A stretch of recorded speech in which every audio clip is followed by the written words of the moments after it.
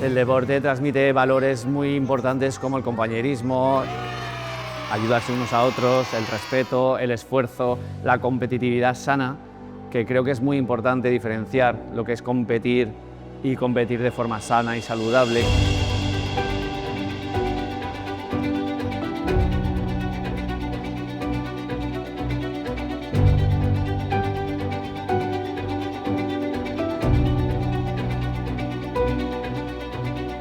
En todas nuestras sesiones, tanto de educación física como en el aula ordinaria, tratar de hablar de la importancia de ayudarse unos a otros, del compañerismo, de la solidaridad, del amor incluso, de cómo debemos respetarnos y cómo debemos solucionar sobre todo los conflictos.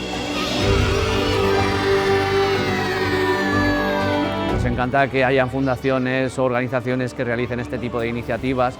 Nos ayudan mucho a los centros a trabajar en este tema.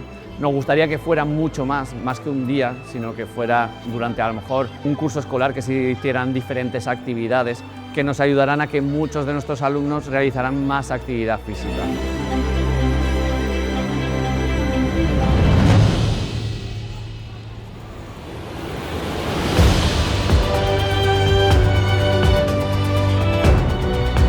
Hemos hecho un gran muro contra el bullying, donde cada uno de nuestros alumnos ha escrito un mensaje, una palabra o algo que le representaba la lucha contra el bullying, y lo hemos pegado en post-its de colores para formar al final un gran mural que represente un poco el sentir general del centro y que sirva un poco como muestra de nuestra lucha contra el bullying.